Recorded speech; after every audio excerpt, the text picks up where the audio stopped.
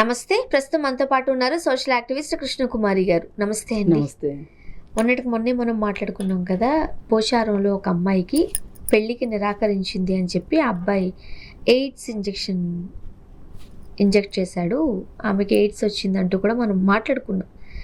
అయితే ఈరోజు ఆ అమ్మాయి ఎవరికి చెప్పుకోవాలో తెలియక ఇంకేం చేయలేని పరిస్థితుల్లో ఆత్మహత్య చేసుకుంది.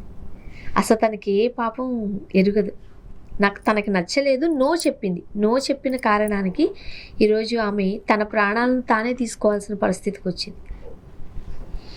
ఇప్పుడు ఈ కేసులోనండి తను ఒక రకమైన ఎయిడ్స్ అంటే సమాజంలో ఉన్న ఒక భావనకి భయపడింది. తను నిజంగా వచ్చేసిందేమో, నాకు వచ్చేస్తుందేమో, నిజంగా నాకు ఎయిడ్స్ వస్తే, హెచ్ఐవి సోకితే సమాజం ఏమనుకుంటుంది, సమాజం నుంచి నేను ఎటువంటి సవాళ్ళని ఎదుర్కోవాల్సి వస్తుంది అనే ఒక భయంతో, ఇప్పుడు ఎయిడ్స్ ఉన్న రక్తం ఎక్కించినంత మాత్రాన అంత వెంటనే ఎయిడ్స్ రావాలని కూడా లేదు, అందరికీ రావాలని లేదు.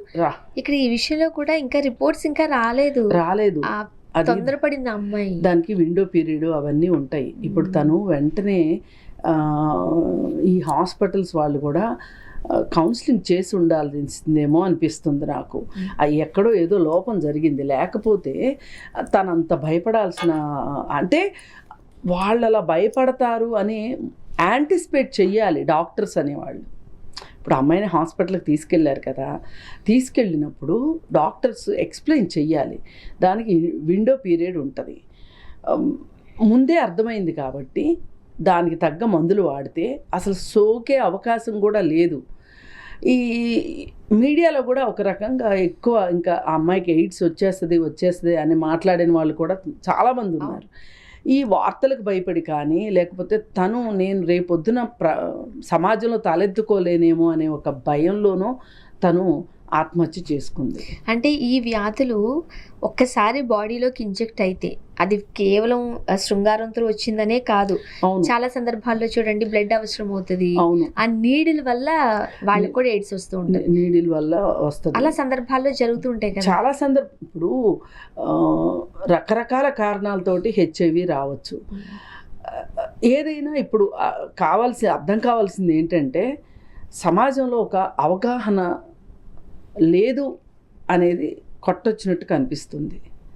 ఇప్పుడు హెచ్ఐవి పేషెంట్స్ అనగానే వాళ్ళని ఒక రకంగా వెలివేసిన వాళ్ళలాగా, అంటరాని వాళ్ళుగా చూస్తారు. వాళ్ళ ఉమ్మి ద్వారా కానీ, వాళ్ళ కరచాలనం ద్వారా కానీ, వాళ్ళని ఆలింగనం చేసుకున్న ద్వారా కానీ, వాళ్ళు తిన్న ప్లేట్లలో తినటం వల్ల కావచ్చు హెచ్ఐవి పక్క వారికి సంక్రమించదు, రాదు. అది ట్రాన్స్మిటెడ్ డిసీజే. ఎప్పుడు ట్రాన్స్మిటెడ్ డిసీజు వారితో మీరు లైంగికంగా కలిసినప్పుడు మాత్రమే మీకు ఇబ్బంది అవుతుంది, కానీ మిగతా ఈ పనులకి సామాజికంగా వాళ్ళని వెలివేయాల్సిన అవసరం లేదు. ఇంతకుముందు హోర్డింగ్స్ కనిపిస్తూ ఉండేవి మనకి, ఎయిడ్స్ దేని ద్వారా సంక్రమిస్తుంది, దేని ద్వారా సంక్రమించదు అని బోర్డులు ఉండేవి మనకి, గుర్తుండే ఉంటుంది మీకు. బొమ్మలు కూడా ఉండేవి, షేక్ హ్యాండ్ బొమ్మ, కరచాలనం బొమ్మ, ఉమ్మి తుంపర్లు, ఇవి పులిరాజాకి ఎయిడ్స్ వస్తుందా అనే ఒక అడ్వర్టైజ్మెంటు. ఇవన్నీ ఏంటి అంటే సమాజంలో చాలామందికి ఒక అవగాహన కల్పించినాయి హెచ్ఐవిని. అలాగే ఈ హెచ్ఐవికి సంబంధించిన నిర్ధారణ పరీక్షలు చేయటం కావచ్చు, వాళ్ళకి కౌన్సిలింగ్ ఇవ్వటం కావచ్చు, వాళ్ళకి ఉచితంగా మందులు ఇవ్వటం కావచ్చు, వాళ్ళకి ఎంతో కొంత బలమైన ఆహారం తీసుకోవటానికి డబ్బులు ఇవ్వటం కావచ్చు. ఇవన్నీ ఒకప్పుడు ఎయిడ్స్ ప్రాజెక్ట్స్ అని చెప్పి ఎన్జిఓలు కూడా చేస్తూ ఉండేవాళ్ళు. కాకపోతే దురదృష్టవశాత్తు ఒక 10 సంవత్సరాల నుంచి మన దేశంలో ఎన్జిఓల మీద నీళ్ళనీడలు కమ్ముకున్నాయి. ఒక రకంగా ఈ ప్రస్తుత ప్రభుత్వము ఎన్జిఓల పైన ఉక్కుపాదం మోపిందనే చెప్పొచ్చు. దీనివల్ల ఏం జరుగుతుంది అంటే ఇలాంటి మంచి మంచి కార్యక్రమాలు, అవగాహన కలిగించే కార్యక్రమాలని ఎన్జిఓలు చేయలేకపోతున్నారు నిధులు లేకపోవటం వల్ల. పైగా ఈ సిఎస్ఆర్ ఫండ్స్ కూడా ఎన్జిఓలకి కరెక్ట్గా రావట్లేదు. నేను మీకు పదే పదే భూమిక హెల్ప్ లైన్ గురించి చెప్తున్నాను కదా. వాళ్ళు ఒక ఏమంటారు హెల్ప్ లైన్ నడుపుతూ ఉంటారు. ఆ హెల్ప్ లైన్కి ప్రతి 8 గంటలకి ఒక కౌన్సిలర్ మారుతూ ఉండాలి. 24/7 పనిచేస్తుంది ఆ ఛానల్, హెల్ప్ లైన్. అయితే అంటే 3 కౌన్సిలర్స్కి శాలరీస్ ఇవ్వాలి. ఫోన్ బిల్లు ఖర్చు ఉండకపోవచ్చు, కానీ ఏదైనా దానికోసమని ఒక ఆఫీసు, ఒక ప్లేసు, ఖర్చులు ఉంటాయి కదా. అంటే నెలకి ₹1,00,000 ఖచ్చితంగా ఖర్చు అవుతుంది దాని గురించి. అయితే 1,00,000 కూడా కాదు, ఇంకా పై మాట కూడా ఖర్చు కావచ్చు. అయితే ఆ భూమిక హెల్ప్ లైన్కి ఎవరైతే ఇంతకుముందు సిఎస్ఆర్ ఇచ్చేవాళ్ళో వాళ్ళు ఇప్పుడు ఈసారి సిఎస్ఆర్ మేము ఇవ్వలేము అని చెప్పారు. ఇప్పుడు ఏమైపోయింది పరిస్థితి? ఈ హెల్ప్ లైను కానీ నడవలేదనుకోండి, ఇంకొక సిఎస్ఆర్ ఇచ్చేవాళ్ళు లేక నడవలేదనుకోండి, ఎన్ని ఫోన్ కాల్స్ వస్తాయో తెలుసా అండి? 24 గంటల్లో. రాత్రిపూట ఒక్కొక్కసారి నేను కూడా రిసీవ్ చేసుకుంటుండేదాన్ని కాల్స్. నైట్ కాలర్ కింద ఎప్పుడన్నా ఎప్పుడు రెగ్యులర్గా ఒకే నైట్ కాలర్ ఉండేది. పాప చాలా బాగా వర్క్ చేసేది తను, వెన్నెల అని. తను ఎప్పుడైనా అనారోగ్యమో లేకపోతే ఊరు వెళ్ళడం అలాంటప్పుడు నేను ఎవరో ఒకళ్ళు తీసుకునేవాళ్ళం ఆ బాధ్యత. ఆ కాల్స్ వింటుంటే ఎంత బాధేసేదంటే టప్పని పెట్టేసేవాళ్ళు కాలు. ఏంటి అంటే ఎవరో వచ్చారు ఇంట్లో, అందుకని వాళ్ళ ముందు చెప్పకూడదు, అందుకని టప్పని ఫోన్ పెట్టేసేవాళ్ళు. మళ్ళీ మేము ఎదురు చూసేవాళ్ళం, ఆ అమ్మాయి మళ్ళీ ఎప్పుడు ఫోన్ చేస్తా, పాప మా అమ్మాయికి మనం ఏమి గైడెన్స్ ఇవ్వలేకపోయాము.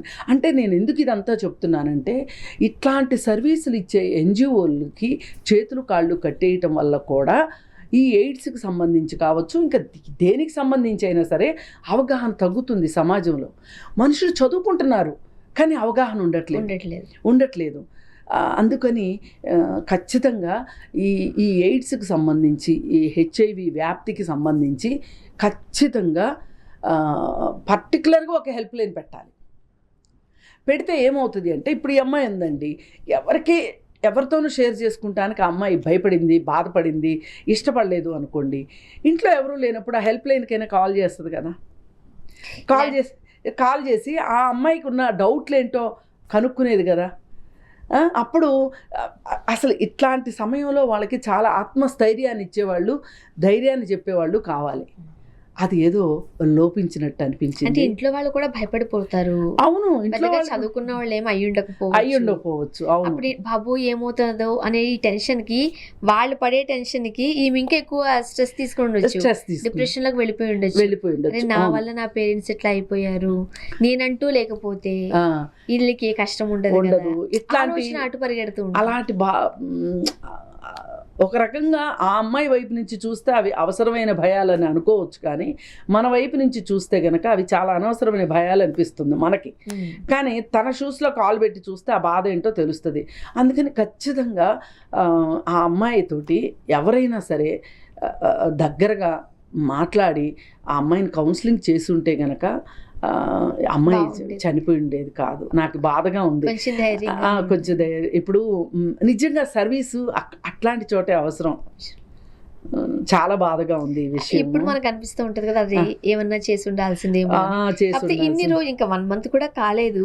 అవును, సమ్ టైమ్స్ అవును, అది ఫేస్ చేయాల్సిన పరిస్థితి మన బోటలు కూడా వస్తూ ఉంటుంది. తప్పదు, ఆ సర్వీసు నిజంగా ఇచ్చి ఉండాల్సింది. కానీ అన్యాయం అయిపోయింది. ఆ అమ్మాయి ఒక సైకో, దీనికి ఏదైనా బాధాకరమైన విషయం. Thank you.